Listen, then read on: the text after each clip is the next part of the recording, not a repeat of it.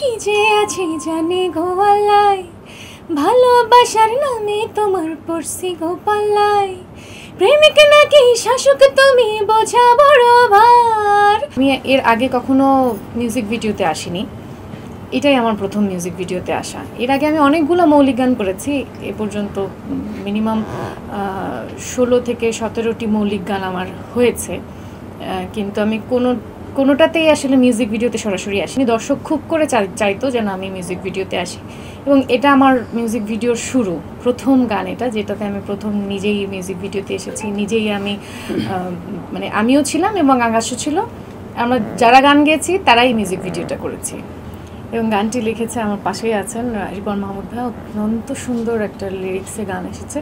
এবং এই গানটার শুরুটা বলতে গেলে হঠাৎ করেই, আমাদের ওইভাবে কোনো প্ল্যানিং ছিল না। হঠাৎ করে আকাশ ভাই আমাকে 2টা লিরিক্স পাঠায় এবং বলে যে এর ভেতরে কোন এই গান 2টার মধ্যে কোনটা পছন্দ হয়।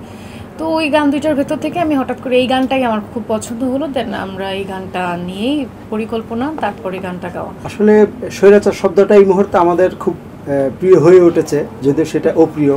যেমনটা এই গানে হয়েছে যে প্রেমিকেই সাধারণত স্বৈরাচার হয়, কিন্তু আফসোস যে আমাকে প্রেমিক স্বৈরাচারই লিখতে হচ্ছে।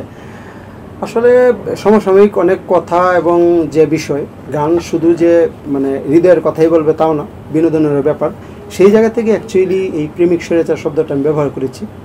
আমার কাছে কেন জানি স্বৈরাচারী মনে হয়েছে সেই আকাশ মাহমুদকে, আজকে উনি নাই, তো আজকে খুব মিস করছি। সেই জায়গা থেকেই আসলে এই স্বৈরাচার গানটা লেখা।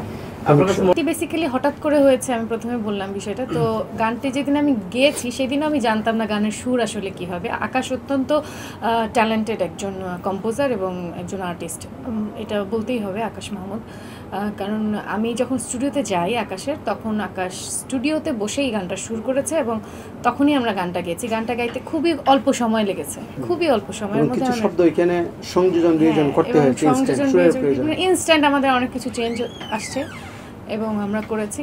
তো না, এই গানটার গীতিকার আমি, আর ভিডিওর যে গল্পটা সেটা আকাশ মাহমুদের যে ভাই আশিক মাহমুদ, তিনি খুবই পরিচিত একজন মিউজিক ভিডিও ডিরেক্টর। ওনার অনেক পরিচিত গান আছে, জনপ্রিয় গান আছে, ওনার মাথা থেকে আসছে এই গল্পটা।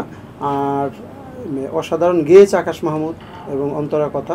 পাশাপাশি আমাদের যে গ্লোবাল প্লাস মিউজিকের কর্ণধার আমাদের জাবের ভাই, হ্যাঁ, উনিও আলোচনায় ছিলেন। আই থিঙ্ক তাদের মাথা থেকে গল্পটা আসছে।